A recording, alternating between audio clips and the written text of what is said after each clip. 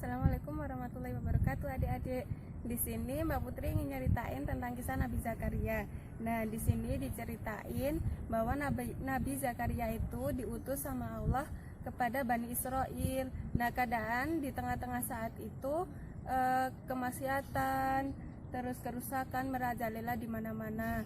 Raja-raja pun sangat berkuasa dengan kekejamannya. Nah, walaupun keadaan Nabi Zakaria yang sudah sangat tua renta, Nabi Zakaria sangat semangat untuk berdakwah. Namun yang menjadi kesedihan Nabi Zakaria bingung suatu saat siapa yang ingin menggantikan dakwahnya, siapa yang ingin menggantikan perjalanannya untuk berdakwah.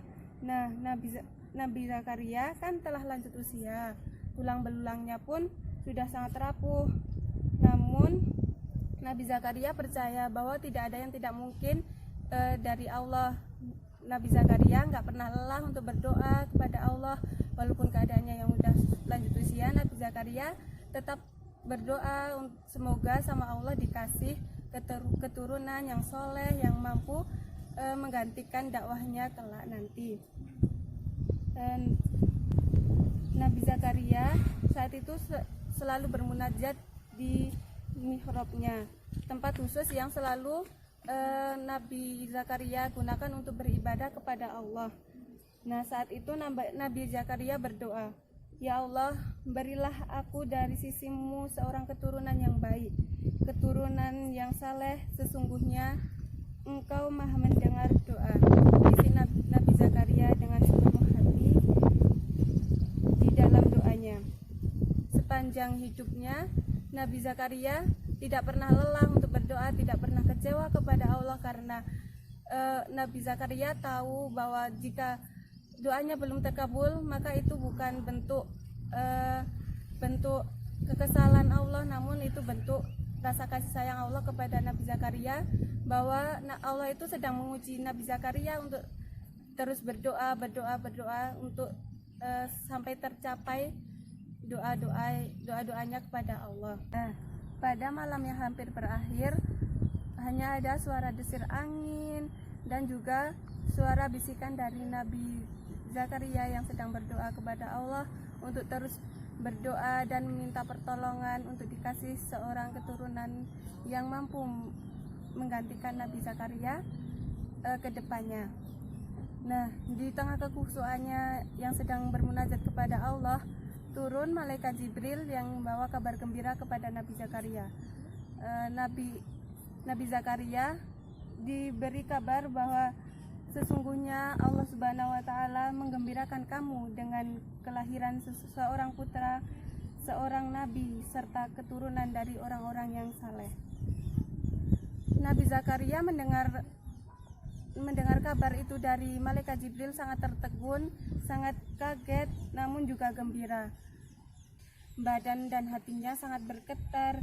Munajat dan doanya telah didengar oleh Allah Subhanahu wa Ta'ala.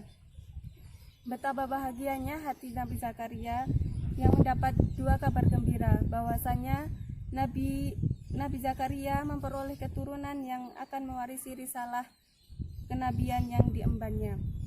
Nabi Zakaria pun yakin dalam hatinya bahwa apa yang didengarnya itu bukanlah suatu mimpi, tapi masih timbul keraguan dalam hatinya. Usia yang telah lanjut dengan tubuh yang renta dan rapuh, apakah masih bisa mempunyai seorang keturunan? Apalagi istrinya juga wanita tua yang tidak bisa mempunyai keturunan karena masalah kesehatan.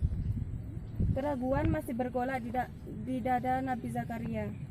Di saat itulah malaikat Jibril berkata, "Tidak ada yang tidak mungkin bagi Allah Subhanahu wa Ta'ala. Allah Subhanahu wa Ta'ala berbuat apa yang dikehendakinya." Nabi Adam pun diciptakan tanpa seorang kedua orang tua. Jadi tidak ada yang tidak mungkin bagi Allah di dunia ini maupun di akhirat.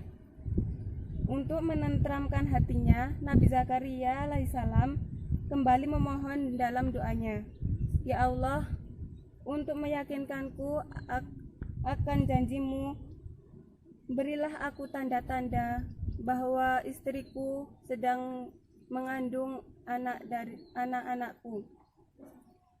Lalu atas kesabaran Nabi Zakaria, Allah Subhanahu wa taala memberikan tanda yang akan dia alami jika istrinya telah mengandung, bahwasanya Nabi Zakaria tidak akan bisa berbicara selama 3 hari. Nabi Zakaria hanya bisa berkomunikasi dengan bahasa isyaratnya saja. Itulah tanda-tanda Allah bahwa Allah telah menjanjikan seorang keturunan kepada Nabi Zakaria.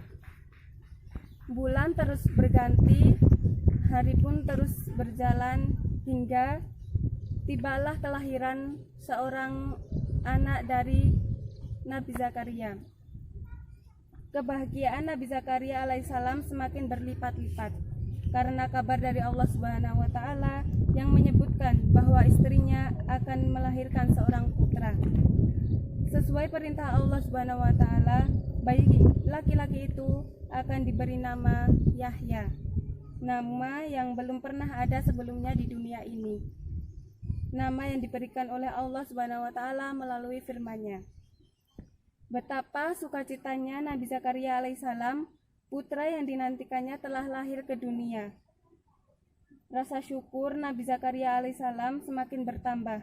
Putranya kelak akan meneruskan tugasnya menjadi seorang nabi yang mendakwahkan amanah-amanah yang telah Allah berikan kepada seorang nabi tersebut. Yahya kecil pun tumbuh dengan penuh gembira, dengan kepandaiannya, dengan kecerdikannya, dengan akhlak kebaikannya. Yahya kecil sangat suka belajar, punya tekad yang kuat untuk mencapai sesuatu. Yahya juga senang dan gemar berbuat kebaikan. Yahya selalu bersungguh-sungguh setiap melakukan apapun. Semua orang sangat segan kepada Yahya, sangat menyayangi Yahya karena ketekunannya, kebaikannya, juga dengan otaknya yang begitu cerdas dalam melakukan segala hal. Begitulah Yahya tumbuh menjadi pemuda yang sangat saleh. Sejak kecil Yahya sudah mempelajari kitab Taurat, kitab yang diturunkan untuk Bani Israel, kitab yang menjadi sumber hukum para nabi terdahulu, nabi yang patuh pada Allah Subhanahu wa taala di kalangan Bani Israel. Nah, adik-adik, dari kisah Nabi Zakaria dan Nabi Yahya ini dapat diambil kesimpulan bahwasanya jangan pernah lelah untuk terus berdoa kepada Allah. Walaupun doa-doa adik-adik belum dikabulkan sama Allah, itu bentuk rasa kasih sayang Allah, bahwasanya adik-adik harus terus kuat untuk terus berusaha berdoa sampai doa-doa adik-adik semua dikabulkan. Nah, itu cerita dari Mbak Putri. Terima kasih. Jika ada kurang lebihnya, Mbak Putri minta maaf. Wassalamualaikum warahmatullahi wabarakatuh.